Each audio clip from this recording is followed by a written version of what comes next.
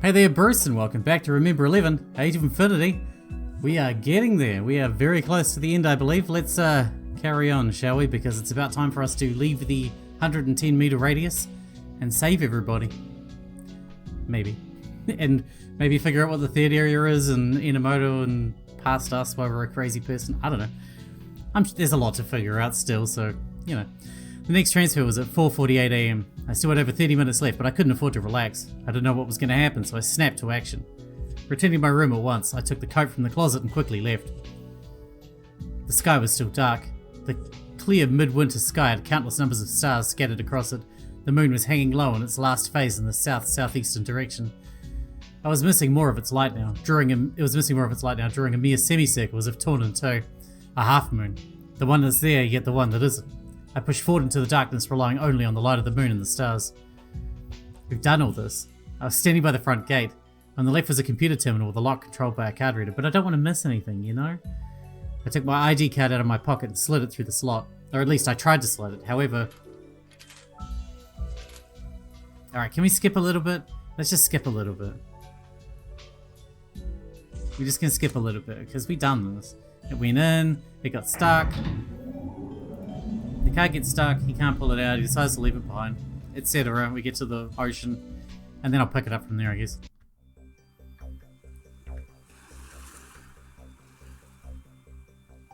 We're just waiting for the thing to happen, and then we'll be in the third area. Alright. 5 minutes to go. The passage of time felt exceedingly slow. It was so frustrating I couldn't stand still. I walked aimlessly along the sandy beach as the waves lapped at its edge. That's right. Muttering, I suddenly stopped. There was nothing tougher than waiting around and doing nothing. That's why I took out the map from the basement. I spread it out in the sand and looked. Now, where's the third area?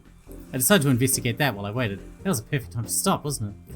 My reasoning was so simple. Even I found it humorous. The space-time swap wasn't only happening at 2 points. A 3-point space transfer. I knew where two of their whereabouts were. Here. And here. Above was Aosagi Island, below was Mount Akakura. Mount Akakura's name had been properly marked on the map. Now then, where was the remaining point? I figured that the 3 points were arranged in an equilibrium position. Aosagi Island and Mount Akakura. I drew a line to connect the 2 points with my fingertip. My finger stopped around the middle of the line. There was a place called Moegi Village in the district of Hiwa, Hokkaido. There was a pickaxe-like cross mark on it, just around the middle. It was right under that mark. Hotorubi, mine. Hotorubi? At that moment, something jumped up inside my head. The sound of the waves vanished. Time had stopped. I forgot to breathe. Streaks of light ran across the sky in groups. A crack ran through the frozen atmosphere. For a moment, the surrounding scenery shattered, and fragments of the moon became comets and rained down on the earth. If the third area really was Hotorubi mine, if it really was, then Alpha's true identity was... That's impossible. My fingers wouldn't stop trembling. A fear of unknown nature began to rise up inside me. Feeling like I'd been touched by something evil, I panicked and folded up the map. I tried to find a way to deny the thoughts I just had. However, the more I struggled to, the deeper I became fixed on it. If the third area really was Hotorubi, then all my doubts until now would crumble and melt away. However, there was a solution that I should never pursue. You've got to be kidding. I waved my head furiously to dispel that dark thought, but of course, nothing happened even when I did. I'd realized the true identity of Alpha. That fact would never disappear.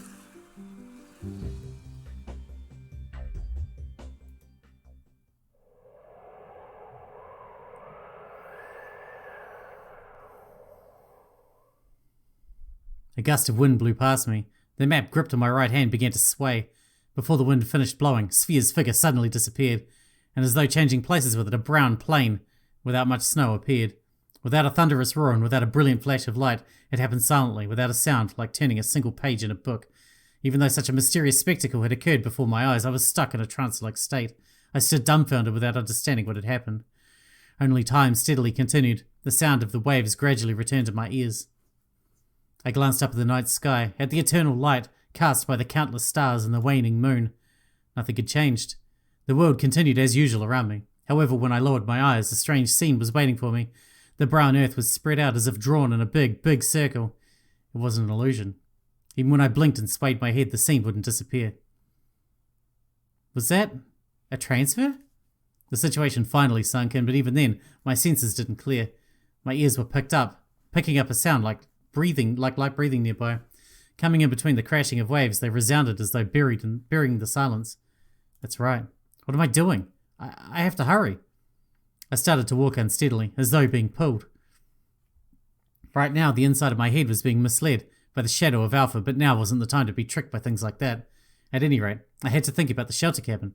Kokoro, Yomogi, Lin, and Yuni. It would be fine if I only concentrated on those 4 people. My awkward steps gradually began to adjust their pace. Eventually, that turned into quick walking, then into a trot, and finally into a sprint that cut through the darkness. Current time, 5:02 a.m. I stepped into the circle. Well, that's not going to help them. We need to wait for it to change again.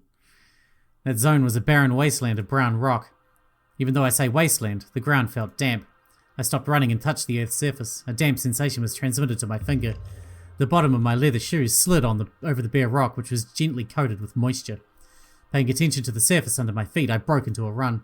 The place I was aiming for was the circle's core.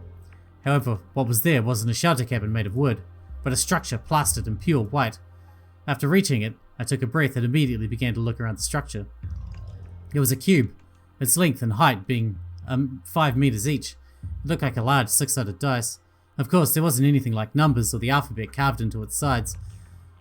On 3 of the 4 sides, there was nothing like a window or anything sticking out, but there was a ladder attached to the last side, made out of iron pipes that continued up to the roof. I climbed it. A square rooftop. There wasn't anything like a fence set up around it. The only thing there was a round door painted in green. The small iron door was like a manhole cover hidden in the corner of the roof. There was a handle on it. I tried to lift it, but it wouldn't budge. Looking closely, I saw a keyhole-like groove carved near the handle. A keyhole? I remembered right away. About the key in my pocket, the one I hadn't known the use for. The key I found in my room on the 12th. It was placed next to the ID card, an extremely ordinary and simple key. No way. Despite my doubts, I had to check it anyway. I took it out of my pocket and tried to fit it in. It went in. As if being inhaled, the key smoothly settled inside the hole. I tried turning it. With a pleasant metal sound, the lock released itself with no resistance. Are you serious? It unlocked it. The round green door. I knelt down beside it and began to think. Now then, should I open the door? Present time, 5:17 a.m. We know what happens if we go in there. We get stabbed to death by ourselves. I should save though. I don't want to be stabbed to death again by myself. No. I didn't open it. I had a bad feeling. Extremely. In my chest, mostly. Obviously, this building isn't the shelter cabin. This isn't the shelter cabin area. But if that's the case, then where am I? The 3rd area. My consciousness, which had always stayed behind at Aosagi Island, had transferred from my body to Alpha's body, then to Kokoro's body, back to my body again, repeating over and over again like that. In other words, the sequential order of the 3 areas being teleported to Aosagi Island is SPHIA area, 3rd area, shelter cabin area, SPHIA area, 3rd area, shelter cabin area. Basically, after SPHIA, it's the 3rd area's turn. After the 3rd area, the shelter cabin comes next, and so on. And until just a little while ago, the SPHIA area was on Aosagi Island. Due to the space-time transfer at 4:48, the place that appeared here is the 3rd area. Quite a simple deduction. Anyway, how long will the 3rd area remain here? 33 minutes. Which means that the next transfer is going to occur 33 minutes after 4:48 at 5:21. And then Mount Akakura of 1 year ago will arrive. I reached into my pocket and took out my wristwatch. It's 5:18. 3 minutes until the next transfer. I had no time to open the door. I stood up in a hurry and rushed over to the ladder. I practically flowed down it and descended to the ground, 110 meters from the circumference. If I ran as fast as my legs could possibly carry me, I'd make it. I kicked off the ground and took off running. The slickness of the rocks underfoot made me stumble. They were so wet, I was scared my feet would slip at any moment. I corrected my posture and propelled myself forward. I jumped into the deep snowbank. At last, I crossed the boundary line of the circle, but I couldn't relax yet. I decided to get as far away from the circle as possible. I quickly stood up and began to make my way through the snow. I finally arrived at the coast. I stopped at the beach and turned around. Present time, 5:21 a.m. For an instant, the bare ground disappeared. What materialized next was a slightly elevated hill, clad in a mantle of pure white snow. Like a slide on a projector being clicked into place, the landscape had undergone a sudden transformation. Without a sound, Not even a flicker of light before I noticed the elevated hill appeared, as if nothing had happened at all. All I could hear was the wind howling. A gentle breeze was flowing from inside the circle and out of it. I could see a cloud of fine water vapor, a great billowing mist that welled up like a mushroom cloud. But it was soon swallowed into the darkness and erased. This was the second time I'd come face to face with the truth of the space-time transfer. It was truly an unbelievable spectacle, but I had no time to spare. I kicked the sand up and started running. To the other side of the hill, to the shelter cabin. 4 people were inside. I had to take them out of the circle. With only that thought in mind, I determinedly ran. When I reached the top of the hill, I was greeted by a familiar scene. The bowl-shaped hollow. In the middle of it stood the shelter cabin. I was about to run down the slope, but just before I took off, I suddenly stopped. A shadow had entered my vision.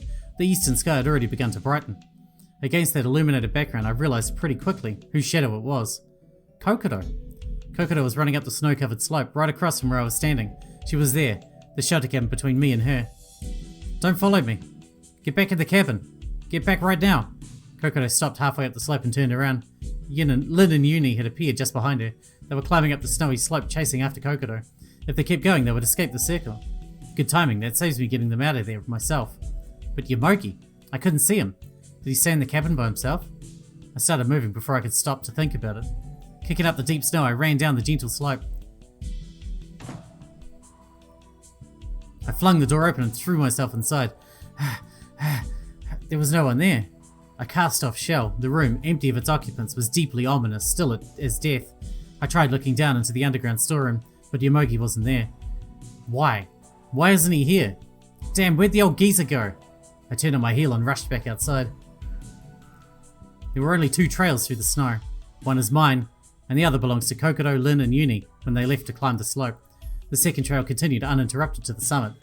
I couldn't see them. Damn it! And with a shout of frustration, I resumed running.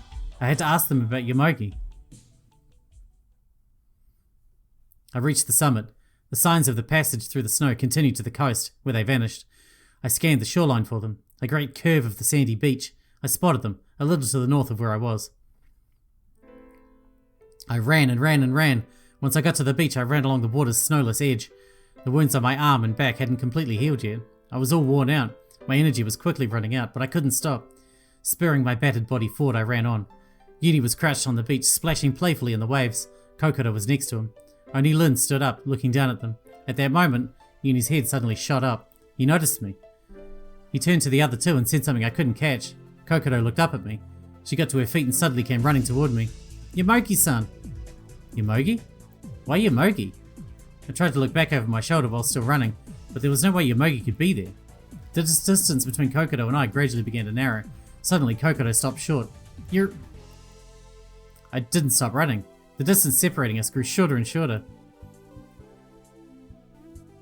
Satoru? She murmured. She knit her brow, her pupils swimming. She was clearly shocked. She was struggling to come to terms with the situation before her. I see. I finally understood why she shouted Yomogi-san when she caught sight of me. She doesn't know anything about the space-time transfer, nor about the 3 areas. She can't comprehend why there's a beach here, nor why I suddenly appeared. You're... She stood before me. I gazed at her, my shoulders heaving. Kokoro and I stood on the beach, gazing at each other's faces as the sunrise illuminated us. Why? Why are you here, Satoru? Her voice trembled as she barely managed to speak. I was at a loss for how to answer her. How could I explain everything to her? I did nothing but stand motionless, my eyes fixed on her, not saying a word. I know why she's here, but now that I was face to face with her like this, I felt a little strange. The one I always wanted to meet, but never could. Even though we hadn't spoken even once, she felt closer to me than anyone else. And here she was, at last, right before my eyes. She had her own will, and she was talking to me. That body which I could freely control until days ago, it's not mine anymore. It wasn't, but it was so much like my own body, and at the same time, like another self. A strange feeling I couldn't possibly describe, but now's not the time to get wrapped up in such warm emotions. The 3 of them had escaped the circle. That's all well and good, but what about Yomogi? Where did Yomogi go? The next instant, I see. So that's how it is after all. As though I'd received divine guidance, I understood everything at once. Kokoro had shouted Yomogi-san when she saw me from far away. Yomogi probably left the circle before the transfer, so Kokoro crawled out of the bowl-shaped hollow to go look for him. Which means that right now Yomogi is... Satoru, hey, why... Kokoro tried to say something. We'll talk later. I interrupted her with a stern declaration. If I don't hurry, something terrible will happen. What do you mean something terrible? You guys wait here. I had no time to waste. After leaving my warning with Kokoro, I started to run. Wait! Where are you going? Kokoro chased after me. Wait, please! Please wait! Don't follow me! I didn't have time to explain. I kept running, trying to shake her off as she kept calling out to me. Present time, 5:53 AM. Only 1 minute before the next transfer. I stepped onto the snow. The circle was right ahead. I can't return to Mount Okakura if I don't enter the transfer area. But...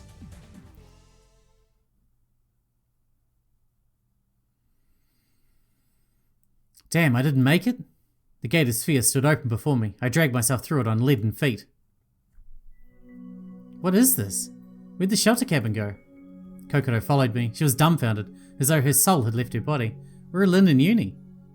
I think they ran after me, but I left Kokoro there and went back out through the gate. I took a look around for them. I found them pretty quickly. Lin stood there open-mouthed in shock, staring at the high wall. Right next to her was Yuni, who was somehow quite calm. Yuni, I'm leaving Lin to you. Yuni simply nodded. He took Lin's arm and dragged her back out toward the coast. She looked back at me again and again, her head inclined to the side in puzzlement. After I watched them leave, I returned to Kokoro. Alright, now you leave too. I put a hand on Kokoro's shoulder and urged her toward the gate. Wait just a minute. What's going on? What's the meaning of this? Why is SPHIA here? The shelter cabin was right here a second ago. So how... And you, Satoru, how could you be here? But since this is SPHIA, I guess it's natural for Satoru to be here. But then what about me? How can I be here? What the heck is going on? Satoru, you know what's happening, don't you? Tell me what's going on. I'm not taking another step until you do. She expelled all that in a single breath. Overpowered, I shrank back. There was no way I'd be able to fool her so easily this late in the game. I heaved a sigh. Follow me. And I started walking toward the entrance to the facility. There's nobody here. I guess it's still pretty early in the morning, huh? Kokoro said as she restlessly looked around. It feels kind of weird. I was always borrowing your body during my time here. Feels like I snuck onto a movie set. What a weird feeling. I guess. What's with that? You really have to be so blunt? Maybe. Kokoro grew sulky and threw herself down on one of the dining area chairs with a thump. I'll explain everything later. But before that, please just sit tight for a minute. I'm worried about something. Worried? Without replying to her, I started walking. Kokoro came padding along after me. What is this? How in the world... Just what happened here? Kokoro reacted vehemently to the ruined living area. It'd be a pain to explain it all to her now. I left Kokoro behind and headed for Yuni's room. I opened the door and peeked inside. Huh? Yuni isn't here. Yep, looks like it. But more importantly, the living area. Kokoro, who chased after me, pointed at the living area, still pestering me about it. Even so, I pretended not to listen to her. Next, I headed to Utsumi's room. She's not here either? Utsumi-san isn't here either. Yeah, that's odd. Where could she be, I wonder? Right, anyway, won't you tell me what happened to the living area? Shut up, Kokoro. Finally, I peeked into Hattori's room. Huh? Hattori-chan isn't here either, huh? No way. I looked into everyone's room, but none of them were there. Then something jumped into my head and I began to run. Where are you going now? Can you please stop running off without saying anything? Her voice reached my back. Can't be helped. I should answer her. The basement. You mean they're in the basement? I don't know. That's why I'm going to make sure, okay? I ran past the living area and into the dining area. I dashed down the stairs to the basement storeroom. As I thought, no one was down there either. I ran into the small room where Enomoto had once hidden. Was there always a room here? She sounded so carefree. Looks like she still doesn't realise the severity of the situation. I left her alone and began to examine the video data. Tuesday, January 17th. Time, 5:20 AM. Location, front gate. Today is the first transfer occurred at 4:48, which means the SPHIA was at Mount Okakura, with the front gate open. Before long, Utsumi and Yuni appeared on the screen, followed by Hattori. Hattori had kept herself at a distance, walking slightly behind the two of them. And then all three of them vanished as if sucked into the background, heading for the gate. Ah, they went outside. Because we left the fucking gate open. Kokoro was watching the video from over my shoulder, as carefree as ever. Perhaps all the abnormal events happening in such quick succession messed up the way she thinks. I silently continued my review of the data. I couldn't concern myself with Kokoro right now. After rewinding the recording, I found that Utsumi and Yuni had left SPHIA to search for me. Utsumi had noticed my disappearance. She woke Yuni, and after a brief search, they came to the open front gate. They figured I'd probably gone out through the gate, so with the intention of pursuing me, they left SPHIA. Looked like Hattori alone had a different goal. Rather than looking for me, it was simply a case of the gate was open, so I felt like going out. Taking advantage of this, she could have been planning to escape from SPHIA. Anyway, at 5:20 AM, the three of them walked out of SPHIA's circle and never came back, because only 1 minute later a transfer occurred. They're now on Mount Akakura of a year ago. They're gonna die. On a snowy mountain in the dead of winter, they're trapped out there in the middle of a blizzard. 2 women and 1 little boy. At that moment I understood everything. Shit. So that's it. Why didn't I notice it sooner? I struck the console with my clenched fists. What's wrong? When I turned around, I was met with the apprehensive look from Kokoro. Kokoro, please tell me about Yomogi-san. At my words, the colour in Kokoro's face instantly drained. That's right, how could I forget something so important? Yomogi-san, I have to help Yomogi-san. She spun around to face the door, her hair flying wildly in every direction. Wait! There's no point going now. I grabbed her arm to stop her. Come on, what is it already? Just what's going on here? You said you'd explain, but you're not telling me anything. I'll explain right now. But first, will you tell me this? Is Yomogi-san at Mount Akakura right now? And when I say Mount Akakura, I mean the Mount Akakura without the sea. Yeah. You ran out into the blizzard after me. That's why I have to... I see, so it's just as I thought. Kokoro, do you remember the article from that newspaper? I couldn't even if I wanted to. This was written there, right? 3 decomposed male and female corpses found on Mount Akakura. Missing passengers from the Hell crash. Yeah? 3 decomposed male and female corpses. Those 2 female corpses weren't yours and Lin's. Huh? The corpses of that article was talking about weren't those of Yomogi-san and Kokoro and Lin, but of Yomogi-san and Utsumi-san and Hattori. It's those 3. What do you... I explained everything to Kokoro from start to finish about the space-time transfer, the 3 exchange points, the existence of a middle point called Hotorubi Mine, explaining it as understandably as I could and making use of the video data to back it up. I told her about what had happened to our bodies without omitting a single detail. Although I didn't say anything about the identity of Alpha, I believed it'd be enough to tell her that there was another person. I didn't want to burden her unreasonably. No. No way. After I finished, she tried in vain to form a coherent sentence. Her hollow eyes were fixed on the screen. That's why I said there's no point going now. We have no choice but to wait for the next transfer. Then, you're not going to save Yomogi-san? What happens to Utsumi-san? What about Hattori-chan and Yuni? It'll be alright, just settle down for now. It's too early to give up. Right now, I took my wristwatch out of my pocket and checked the time. It's 6:10. The avalanche will occur at 6:53. We still have 40 minutes. Don't you mean only 40 minutes? The avalanche is going to hit 1 kilometer from here, right? Even if we went right now, we wouldn't make it in time. And this isn't the shelter cabin. If it were, we know when the next transfer would occur, but this is SPHIA on Aosagi Island. So the transfers just happen at random, right? Yeah. And that's why, conversely, if it were to happen right at this moment, it wouldn't be strange at all. Is that what you're saying? Yeah. Then what are we doing here? Who knows? I shrugged my shoulders. My gesture made Kokoro's eyebrows go flying up. Sheesh, why didn't you say so sooner? She flew out of the room. I hurriedly did the same. We returned to the surface, heading for the front gate. As we ran toward it, a transfer. Could this be called divine protection? A perfectly timed space-time transfer occurred. I knew that due to the way that the scenery on the other side suddenly transformed. Of course, that was only one reason, but more importantly, we were suddenly engulfed in a raging blizzard. I guess it was a consequence of the drop in atmospheric pressure, but I suddenly felt an acute pain stabbing at my eardrums. But how could I care about such trivial pain? Compared to the wounds on my back and left arm, this was hardly even worth mentioning. We passed through the gate. A mantle of white snow shrouded everything we could see. Visibility was terrible. I could barely make out my own feet. Kokoro was silent. We didn't say a word about the transfer. She only shot the most fleeting of glances at me, then nodded. She had such a gallant expression on her face that it made me forget her gender. Let's get going. And with those 3 words, we ran east. I knew that the gate faced north, and I knew the location where the avalanche would occur was located to the east. But sooner or later, I'll lose my bearings if I keep marching along under these conditions. What could I do? Well, I was busy thinking about that, and Kokoro was getting further and further away from me. She ploughed on through the blizzard, moving so fast I could hardly see her anymore. I had no choice but to go. I had no choice but to move forward. Trying to avoid the snowflakes that struck my face with the force of a slap, I charged after Kokoro. I finally caught up with her. I could make her take the lead. I ran in front of her and stood in her path. Do you know which way it is? East, right? You know which way east is? From here we just have to keep going straight ahead, right? I pointed forward as I continued rustling forward through the deep snow. Tap, tap. Something tapped me on the shoulders. I turned around. Kokoro held her outstretched hand in front of me, and the palm of her hand was a compass. Yep. Why didn't you tell me sooner? That's why I'm telling you now. Thank you. I took it and started walking again. I could hear Kokoro breathing behind me. After a while, thank you. She repeated the very same words. Thanks for what?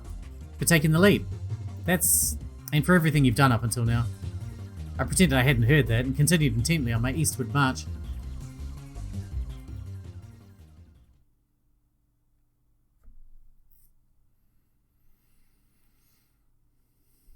20 minutes had passed since we begun our march. Our destination wasn't yet in sight. Not that we could spot Yomogi even 5 meters away through the snowstorm, a world covered in white. No matter how far we went, the scenery didn't change one bit. I began to doubt that we were actually getting any closer to our destination. I checked the compass again and again. The needle was always pointing left. No doubt about it, we were definitely heading east. 18 more minutes until the avalanche. Please let us make it in time, please. I stopped being able to feel my toes long ago. The tips of my fingers were going numb. The chill had reached the core of my spine and was eating into it. I couldn't move the way I wanted to. A cold that strangled my whole body like a thick chain.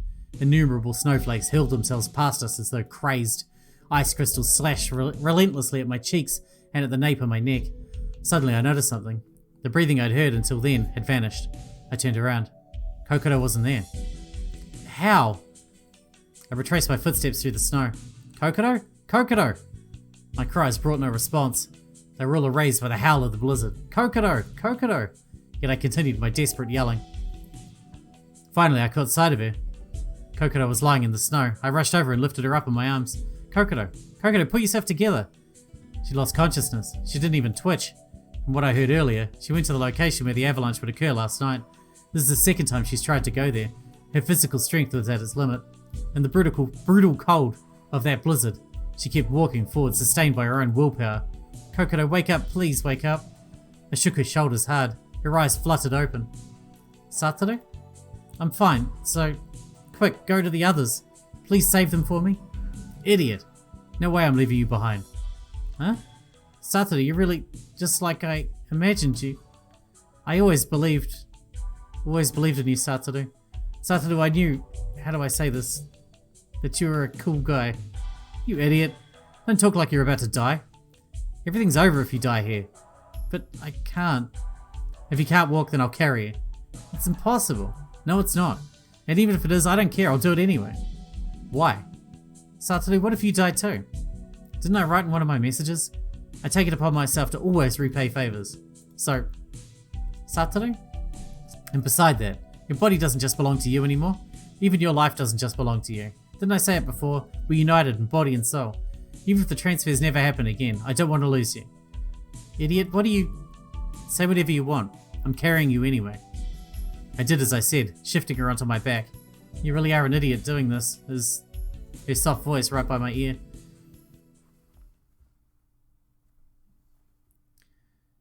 But even though you may be a fool, thank you. I'll pay it all back double, understand?